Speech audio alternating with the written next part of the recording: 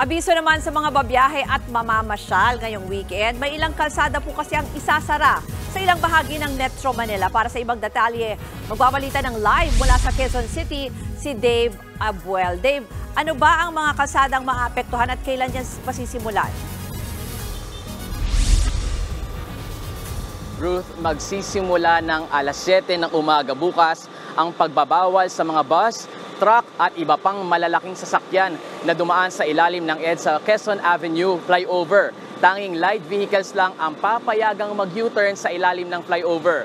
May nilagay kasing scaffolding sa ilalim ng flyover para sa retrofitting o pagpapatibay nito. Inabisuhan na ng MMDA ang mga truck at bus na dumaan sa mga alternatibong ruta. Kung galing ng EDSA northbound, pwedeng dumiretso papuntang North Avenue at mag-U-turn sa harap ng Quezon City Academy.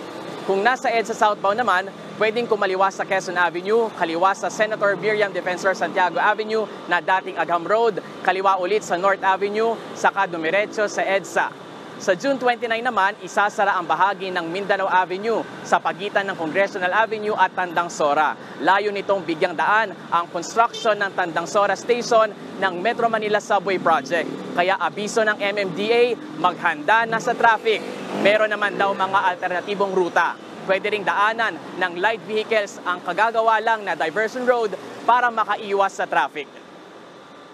Ruth, sa ngayon maluwag pa naman ang daloy ng trapiko dito sa bahagi ng EDSA Corner, Quezon Avenue. Naiipon lang ng saglit ang mga sasakyan dahil sa stoplight. May bahagyang pagbagal lang din malapit sa U-turn slot dahil sa pag-iwas ng mga sasakyan sa mga scaffolding at mga traffic cone habang lumiliko. Yan muna ang latest mula dito sa EDSA Quezon Avenue. Balik sa inyo. Dave, kahit kasi minsan weekend na, matraffic pa rin, may sinabi ba silang iba pang mga measures na ipapatupad sakali para mapagaan yung trapiko ngayon sa pagsasara ng ilang kalsada?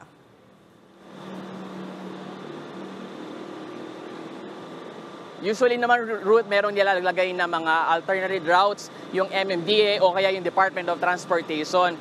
Kung abiso sa mga motorista ang bibigay natin, mas mabuti na bago pa bumiyahe, alamin na yung mga alternatibong ruta para makaiwas na dun sa inaasahang traffic, dun sa mga road closure na ipapatupad. Maraming salamat, Dave Abuel. Mga kapatid, ako po si Ruth Cabal. Maging maalam at may pakialam sa mga may init at rumaratsyadang balita sa Frontline Express.